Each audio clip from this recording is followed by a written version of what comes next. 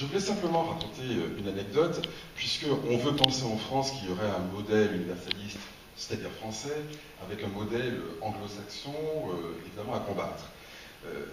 Une athlète antillaise avait écrit une très belle tribune dans Libération après l'échec de la campagne pour Paris 2012. Vous savez, les Jeux Olympiques qui devaient se faire à Paris et qui se sont faits en Angleterre, scandale national. Et elle racontait la chose suivante.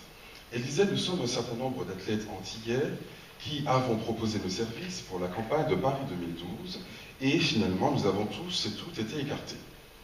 Et le spot de campagne qui avait été fait par M. Besson présentait Paris, le Louvre, la Seine, Montmartre, avec une petite musique dans le style Amélie Poulain. C'était le Paris éternel.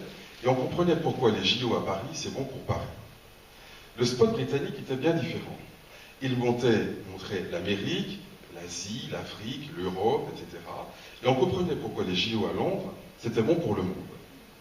Et ce n'était pas simplement une question de communication. Donc j'irai même plus loin qu'elle. En réalité, je le sais pour avoir travaillé avec un certain nombre d'instances africaines, les Britanniques ont fait le job. Ils sont allés voir tous les pays susceptibles de voter, et notamment les pays d'Afrique francophone, qui normalement font partie de la France-Afrique, et dont on attend qu'ils votent comme le seul homme pour la mère patrie. Eh bien, ils leur ont tenu le discours suivant. Ils leur ont dit, écoutez, il se trouve que vous êtes plus pauvres que beaucoup d'autres pays. Et par conséquent, vous n'êtes pas à égalité. Lorsqu'il va falloir s'entraîner avec des équipements sportifs, des techniques, etc., finalement, vous n'êtes pas à égalité. Si vous votez pour nous, nous allons vous proposer de vous entraîner avec nos propres sportifs, et ainsi que le meilleur gagne. Et pour qui croyez-vous que les pays d'Afrique francophone aient voté? Pour le Royaume-Uni. Alors ça me semble assez intéressant parce qu'on n'est pas très loin du débat que nous sommes en train de porter.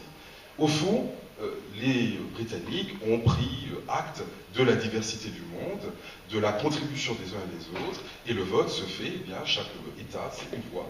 Et donc, il faut respecter les gens dans leur diversité et leur montrer quel intérêt ils ont, c'est pas par charité, c'est par pragmatisme, quel intérêt ils ont, évidemment, à soutenir telle ou telle campagne. La France était dans un schéma allez, on va dire gentiment post-colonial, mais un peu néocolonial, en se disant, ils sont français, ils ont appris le français, ils voteront pour la France. Hein. Il y a une seule culture universelle française, tous les gens se reconnaissent dedans, donc c'est comme si c'était fait.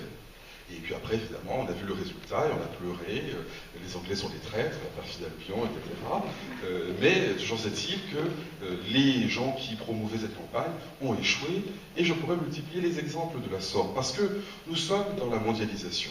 Alors les pays du Sud disent, vous savez, ça fait 500 ans qu'on est dans la mondialisation, avec la colonisation. Simplement, autrefois, c'était une mondialisation unilatérale, du nord vers le sud. Aujourd'hui, il y a des puissances finalement un peu partout, émergentes, etc. Il y a la Chine, il y a le Brésil, il y a l'Inde, il y a l'Afrique du Sud, et on ne peut plus faire comme avant. Avant, c'était simple, on envahissait tout, on était les plus forts. Ça ne marche plus comme ça, qu'on s'en réjouisse ou qu'on s'en plaigne. Et effectivement, ce refus de prendre en compte la diversité est un obstacle pour la pensée française, pour l'économie française, pour la diplomatie française, et des échecs internationaux de plus en plus nombreux sont le fruit de cette incapacité de nos dirigeants à comprendre cette diversité de monde multipolaire. Et je crois que ce que nous disons pour les langues, ce que nous disons pour l'économie, se développe dans quantité de domaines, et voilà pourquoi la France aujourd'hui risque le déclin, non pas parce qu'il y a une diversité du monde, mais parce qu'elle s'empêche de comprendre cette diversité du monde.